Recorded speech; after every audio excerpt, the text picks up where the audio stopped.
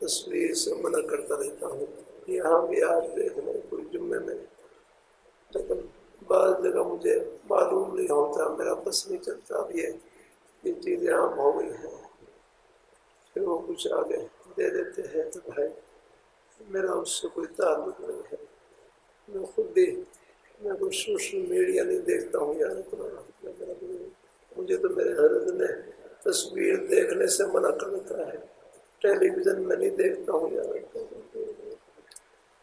اللہ تعالیٰ اپنے باقی بیانات وہ کہاں پہنچا دیتے ہیں، کیسے پہنچا دیتے ہیں، وہ مجھے معلوم نہیں ہے،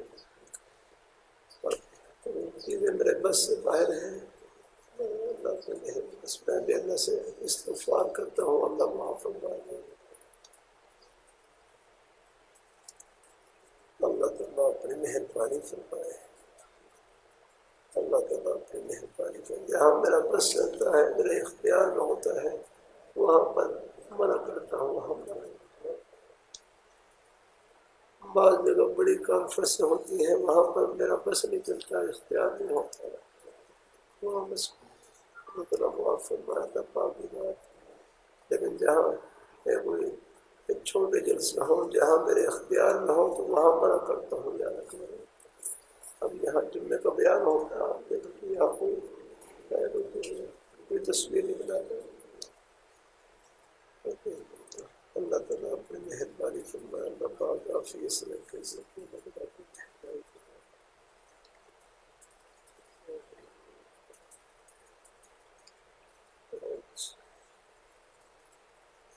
بابا فرید گنج شکل کے مزار پر گئے، وہاں پہ نفل ادا کیے، اور وہاں نفل ادا کیے، الحمدللہ وہ 7 کمرہ تھا وہاں پر، اللہ کے مزار کے 7 کمرہ کرتا رہتا ہوں، اپنے بزرگوں کے مزارات پڑ جائیں، ان کی قبر پر حاضری دیں، بس وہاں سجدہ نہیں کرنا، وہاں اپنے لیے اور وہاں سورۃ فاتحہ پڑھ کر قل هو اللہ شریف پڑھ کے قرآن پاک کی تلاوت کر کے ایصال ثواب کریں،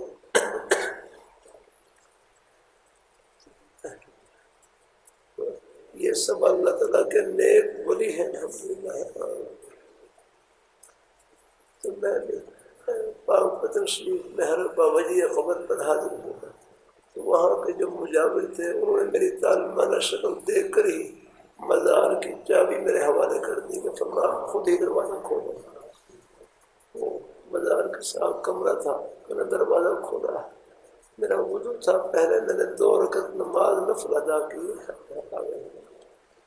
اپنے انفرادی طور پر، اور پھر اس کے بعد بابا جی قبر پر حاضری دی اور ایصال ثواب کیا، الحمدللہ ایصال ثواب کرنا، اپنے بزرگوں کی قبر پر جانا، آگے وہاں ان کے وسیلے سے دعا بھی کر سکتے ہیں، وسیلے کی حقیقت یہی ہوتی ہے، یا اللہ یہ تیرے نیک مقرب بندے ہیں کہ ان کے صدقے میں میرا کام کر دے، کرنے والی ذات اللہ تعالیٰ کی ہے، یا رکھنا، بس وسیلے کا مقصد اپنے بزرگوں کا نام لینے کا مقصد اللہ تعالیٰ کی رحمت کو متوجہ کرنا ہوتا ہے، یا اللہ بس یہ ہے، بس وسیلے کی حقیقت یہی ہے، کرنے والی ذات اللہ تعالیٰ کی ہے،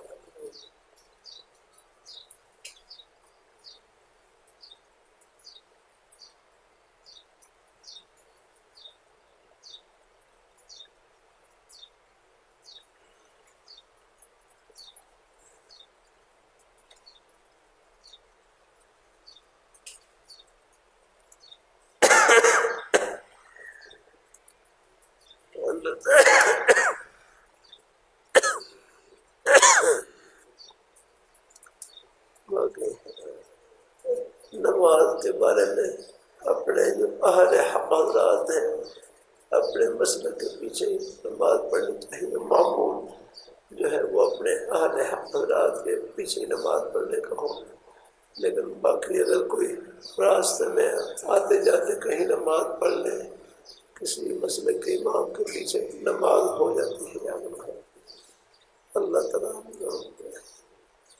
تعالیٰ اپنی مہربانی ہے۔ کہیں کوئی متشدد ہو جہاں اطمینان نہ ہو تو پھر وہاں آپ اپنی نماز اٹھا لیں، لیکن ورنہ عام طور پر یہی ہے۔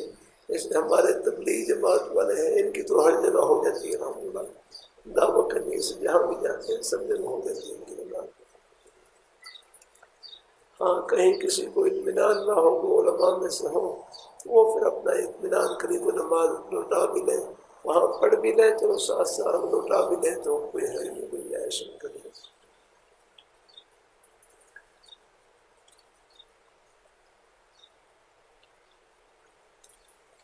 سعودی عرب میں ملازمت کے سلسلے میں جادو کی تکلیف جو پاکستان میں تھی وہ یہاں بھی ہے، خوف اللہ وحشت ہونے لگتی ہے، جی چاہتا ہے کہ سب کچھ چھوڑ کر واپسی چلا جاؤں، نہیں واپسی نہیں، اللہ نے روزی کا وسیلہ وہاں پر نصیب فرما رکھا ہے، بس وہاں پر اللہ تعالیٰ سے عافیت مانگ کے لگ رہے ہیں، وہاں پر ہم اللہ چھوڑ کر نہیں آنا۔ اللہ تعالیٰ پر آ جاتے ہیں، کاروبار پر حالات آ جاتے ہیں، وہ پاکستان میں بھی آئیں گے، باہر بھی آ سکتے ہیں، اللہ تعالیٰ اپنی مہربانی فرمایا اللہ تعالیٰ، لیکن بہرحال اللہ نے روزی کا ایک وسیلہ نصیب فرما رکھا ہے، شدید جب تک کوئی مجبوری نہ ہو تو وہ وسیلہ باقی رکھنا چاہیے، الحمدللہ ہے۔ ہاں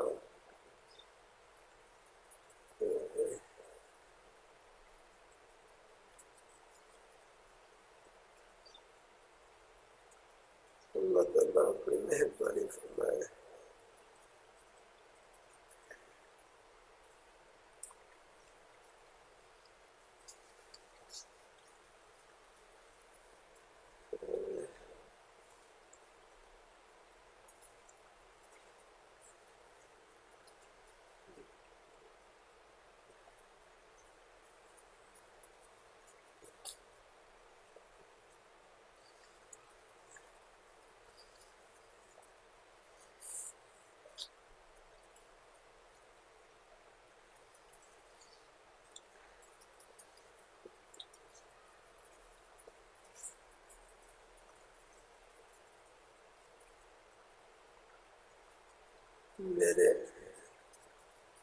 میرے اندر 2-3 کبیرہ گناہ ہیں جو کئی سالوں سے ختم نہیں ہو رہے، دعا بھی کرتا ہوں لیکن جان نہیں چھوٹ رہی، بہت پریشان رہتا ہوں۔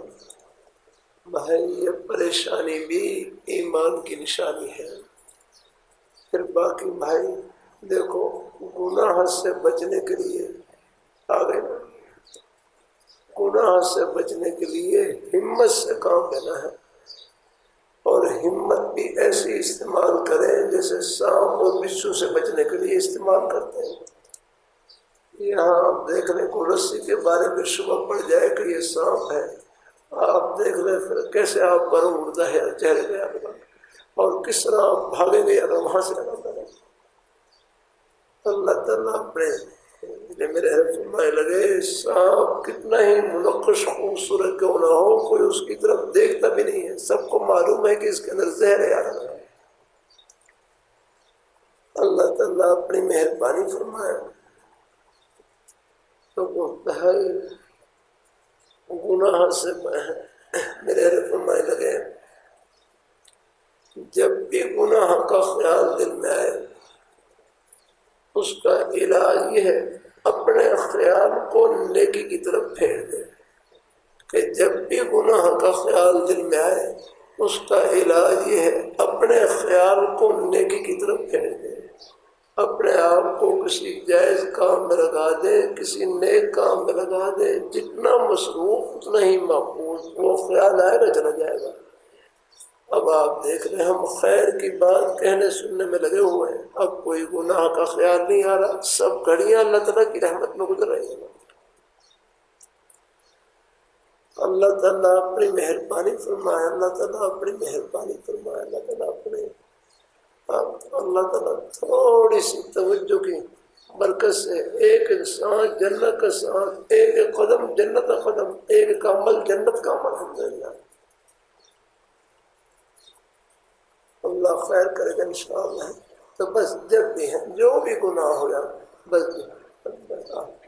جب بھی اس کا خیال آئے میرے حضرت فرمانے لگے اپنے خیال کو نیکی کی طرف پھیر دیں، کسی جائز کام میں لگا دیں تاکہ دھیان بدل جائے۔ اللہ تعالیٰ لہٰذا حکیم اور امت حکام رحمۃ اللہ علیہ فرمانے لگے بیت کا مقصد یہ نہیں کہ گناہ خود بخود چھوڑ جائیں گے، گناہوں کو چھوڑنے کے لیے ہمت سے کام لینا پڑے گا، اور اسی ہمت کو استعمال کرنے کا نام مجاہدہ ہے۔ یاد جتنا مجاہدہ زیادہ اتنا ہی اجر و ثواب بڑھ جائے گا انشاءاللہ۔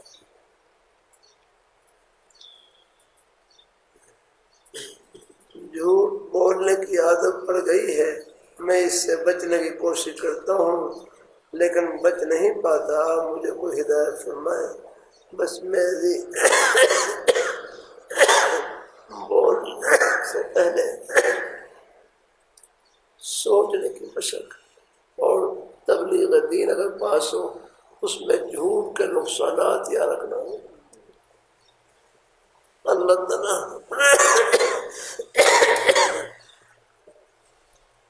اللہ تعالیٰ اپنی مہربانی فرمائے، کوشش کرے اللہ تعالیٰ جھوٹ بولنے سے بچنے کی کوشش، کوئی غلطی ہو جائے بھول ہو جائے اللہ تعالیٰ سے معافی مانگ لی اور پھر آئندہ احتیاط شروع کر دیں۔ الحمدللہ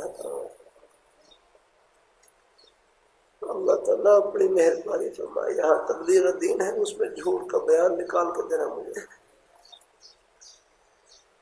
اکثر لوگوں کو دیکھا ہے لاہوری رحمۃ اللہ علیہ کی خبر پر مراقبہ کرتے ہیں، آپ ہمیں یہ بتا دیں کسی اللہ والے کی خبر پر مراقبہ کیسے کرتے ہیں؟ بس آپ کا مراقبہ یہی ہے کہ آپ وہاں پر ایصال ثواب کر دیا کریں۔ اللہ تعالیٰ اپنی مہربانی فرمائے۔ ہر ایک کے لیے مراقبہ کرنا، ہر ایک میں اتنی استعداد نہیں ہوتی، بس ہمارے لیے میں خود بھی یاد رکھنا، بس یہی ہے کہ وہاں جا کر ایصال ثواب اپنے 2 مرتبہ سورۃ فاتحہ پڑھ لیں، 3 مرتبہ قل اللہ شریف پڑھ لیں، پھر اپنے بزرگوں کو اپنے والدین کی روح کو ثواب پہنچا دیں کہ یا اللہ اس کا ثواب ہمارے فلاں بزرگ کو پہنچا دے، ہمارے والدین کو پہنچا دے، تمام قبرستان والوں کو پہنچا دے، بس ان کو ثواب پہنچنا شروع ہو جاتا ہے۔ اللہ تعالیٰ اپنی مہربانی فرمائے۔ اللہ تعالیٰ اپنی مہربانی فرمائے۔ الحمدللہ وہ بعض خاص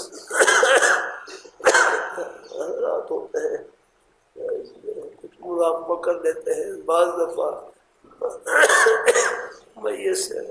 میت کے احوال منکشف بھی فرما دیتے ہیں، لیکن وہ ہر ایک کے ساتھ معاملہ نہیں ہوتا ہے، کیونکہ عام طور پر اللہ تعالیٰ وہاں کے احوال پردے میں رکھتے ہیں۔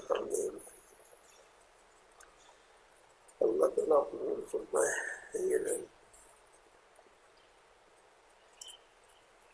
حدیث شریف میں آیا ہے آدمی جھوٹ بولتا ہے یہاں تک کہ اس کا عادی ہو جاتا ہے اور اللہ کے ہاں جھوٹا لکھ دیا جاتا ہے۔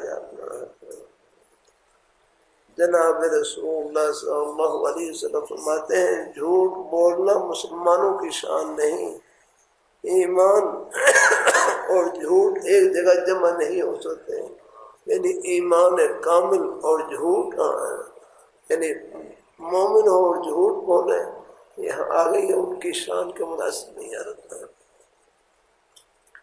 یاد رکھو جھوٹ بولنے سے قلب میں دل میں کجی آ جاتی ہے اور خواب بھی سچے نظر نہیں آتے۔ مذاق میں بھی دوسروں کو ہنسانے کے لیے جھوٹ نہ بولو، ہمیشہ جھوٹے خیالات اور خطرات سے قلب کو بچا کے رکھو، ورنہ قلب میں کجی پیدا ہو جائے گی۔ اور تجربہ اس کا شاہد ہے کہ ایسے آدمیوں کو خواب بھی سچے نظر نہیں آتے، مرتبہ کسی عورت نے اپنے چھوٹے بچے کو بلا لیا اور کہا آؤ ہم تمہیں ایک چیز دیں گے. رسول اللہ صلی اللہ علیہ وسلم نے اور اس دریافت فرمایا اگر بلانے سے بچہ آ گیا کیا چیز دے گی؟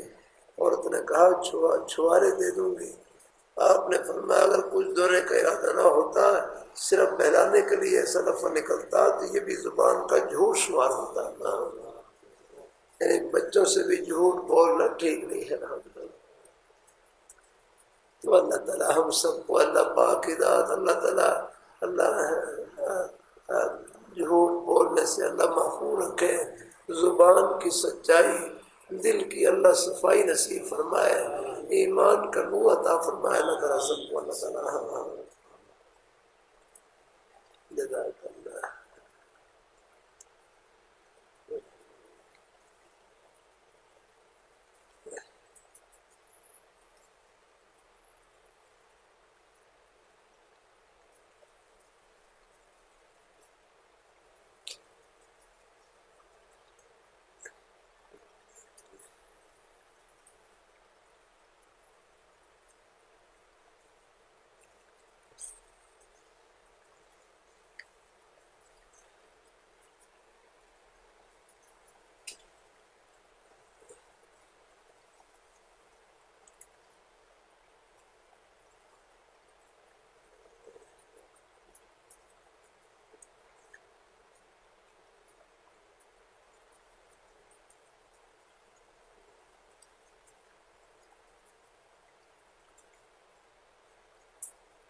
جب لو آپ سے مصافحہ ہاتھ ملانے کے لیے آپ کے پاس آتا ہوں، جب بھی عجیب غریب خیالات اور وساوس پر آتے ہیں آپ کے بارے میں کسی اور آدمی دین کے بارے میں دل کنٹرول نہیں رہتا ہے. بس وساوس کا لانا منع ہے، خود بخود آ جائے اس کی پرواہ نہ کریں. بس اپنے شعر کے بارے میں ہم تو خیر طالب علم ہیں، اپنے شروع کے بارے میں بھی کوئی وسوسہ آ جائے لانا منع ہے، خود بخود آ جائے اس کی طرف دھیان نہ دیں.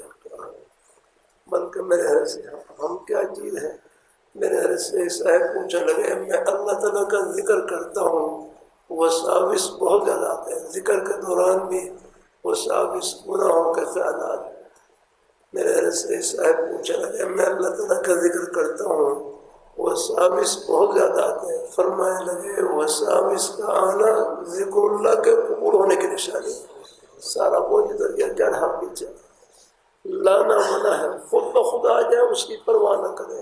ہاں تو اللہ تعالیٰ اپنی مہربانی میں تو نفس و شیطان تو خفیہ دشمن ہر وقت ساتھ لگے ہوئے ہیں، وہ بھی اپنا کام کرتے رہتے ہیں، وہ پھونک پھانک مارتے رہتے ہیں. آگے ہاں وسوسہ تو شیطان کی بے چینی کا نام ہے. وہ پریشان ہو آپ کو پریشان ہونے کی ضرورت نہیں، اپنے کام میں لگے رہے. بس اللہ تعالیٰ اپنے میں بلکہ اپنے شیخ کے بارے میں وساوس کا آنا یہ شیخ سے تعلق اور محبت کی نشانی ہے انشاءاللہ. ہاں الحمدللہ فکر نہیں کرنی.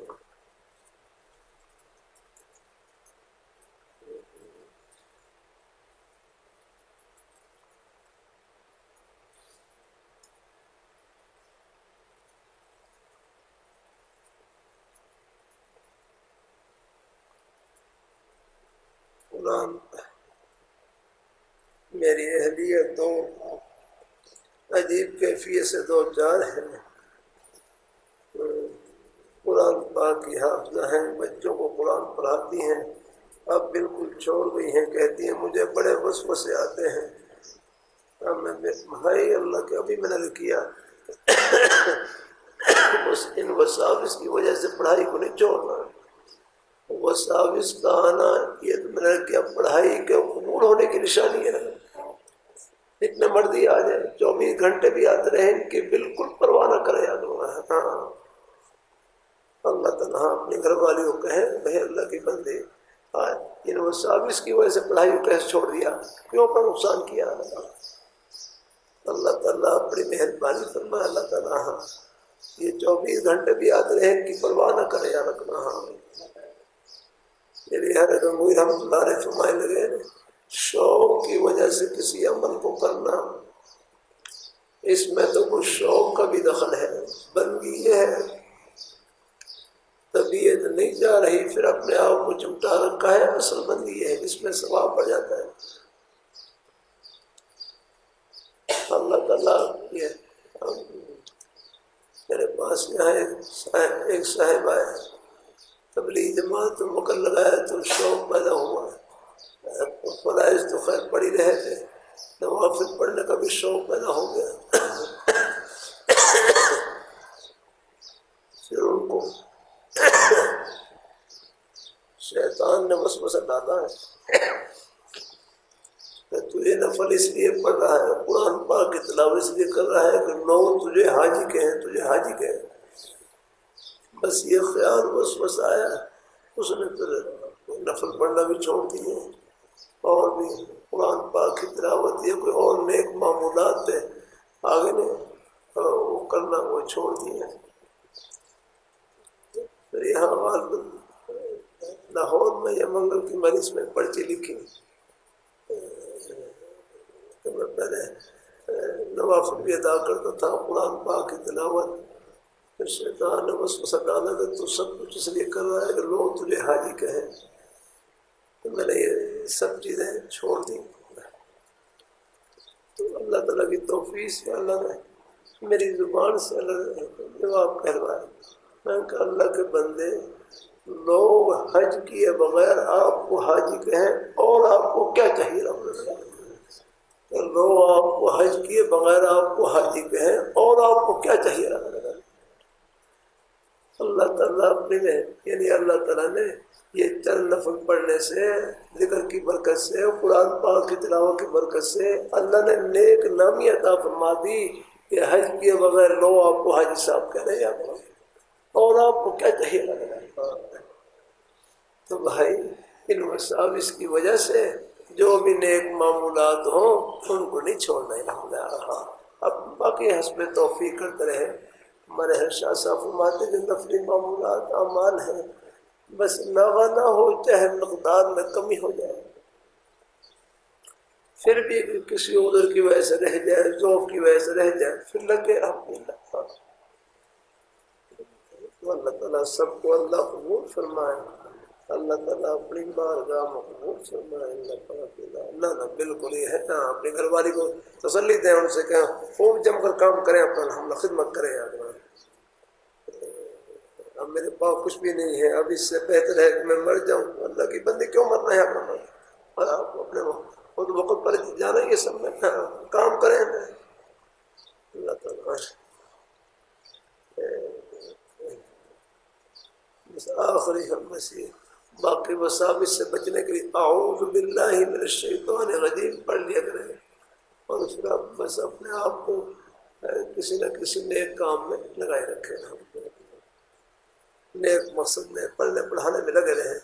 بہرحال ان وساوس کی وجہ سے اپنی پڑھائی کو نہیں چھوڑنا ہے، اپنے کسی نیک معمول نہیں چھوڑنا۔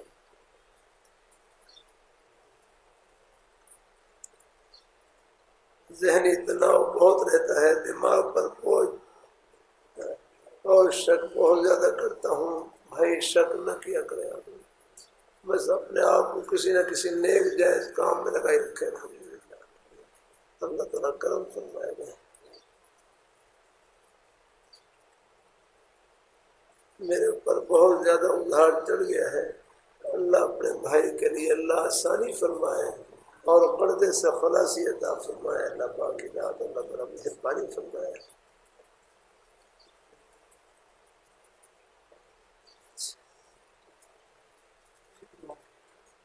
کچھ پڑھتی ہے۔ میری اہلیہ اپنی ماں کی باتوں میں آ کر جھگڑا کر کے چلی جاتی ہے اور پھر عدالت میں جا کر کیس کر دیتی ہے۔ میں پھر آتا ہوں صلح کر کے، پھر لڑ کر چلی جاتی ہے۔ بھائی اللہ اپنے گھر کو اللہ آباد فرمائے۔ اللہ یا رحیم یا ودود اس نیت سے پڑھ لیا کرے، دلوں میں اللہ نرمی اور محبت ڈال دو۔ بہرحال جہاں تک کوشش کریں گھر کو آباد رکھنے کی، جوڑنے کی کوشش کرنی ہے۔ والصلح خیر، صلح میں خیر ہے، صلح میں خیر یاد کرو، چاہے اس کے لیے 100 بار کے 1000 بار بھی چکر لگانے پڑے، لگاتے رہیں اور اپنے گھر کو آباد رکھنے کی کوشش کریں۔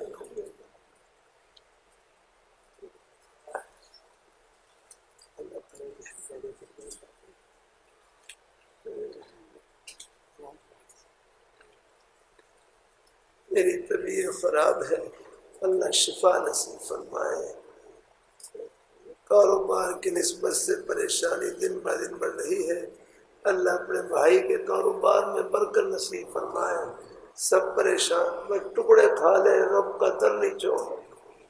ہمارے حضرت مولانا صوفہ صاحب رحمۃ اللہ علیہ فرماتے ہیں، روٹی بندے کا مسئلہ نہیں، رب کا مسئلہ ہے۔ یہ تو کھلانی اللہ تعالیٰ نے، آگے اللہ تعالیٰ کے اپنے انداز ہیں، ہنسا کرتے ہیں، رلا کرتے ہیں، انشاءاللہ اللہ کی رحمت سے سب کو روا دیں گے انشاءاللہ۔ اعمال میں دل نہیں لگتا، نہ لگے پھر بھی اعمال کو کرنا ہے، اس میں ثواب زیادہ ملے گا انشاءاللہ ہے۔ غرض بہت زیادہ ہے، اتارنے کی کوشش کرتا ہوں۔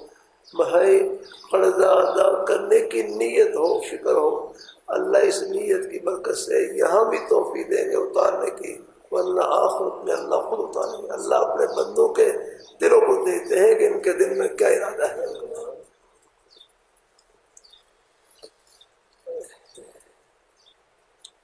کاروباری سلسلے میں پریشانی ہے، اللہ پاک سب پریشانیوں کو دور فرمائے، برکتوں سے بھر دے۔ والدہ کے لیے دعا، اللہ پاک اللہ ان کو صحت تندرستی سے نوازے، اللہ صحت تندرستی سے نوازے۔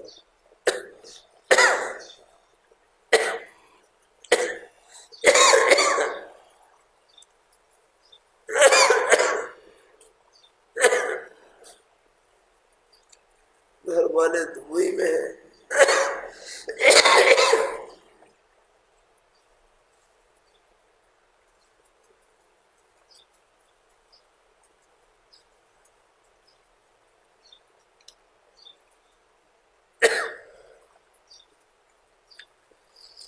روزگار کے معاملے میں شدید مسائل کا سامنا ہے، اللہ اپنے بھائی کے تمام مسائل میں مدد فرمائے۔ اللہ کی بات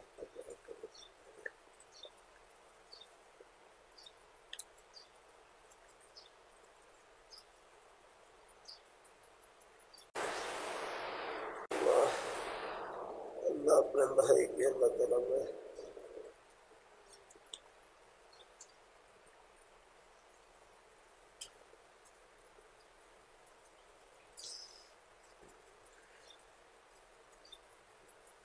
نکاح کی شدید حاجت ہے، اللہ کی رحمت سے نکاح میں آسانی فرمائے۔ کام شروع کر دیتا ہوں، ہر کام میں طرح کے وسائل ستاتے ہیں، یہ ناجائز ہے، یہ مشکوک ہے، یہ مستحب۔ بھائی ظاہری طور پر دیکھ لیں، کام جائز ہو پھر شک میں مبتلا نہ ہو، بس کر لیا کر الحمدللہ۔ ہاں مزید کوئی شبہ ہو تو مفتی صاحب سے پوچھیں اس کام کے بارے میں، بس پھر اس کے بعد انشاءاللہ پھر آپ مزید زیادہ شک کرنے کی ضرورت نہیں ہے۔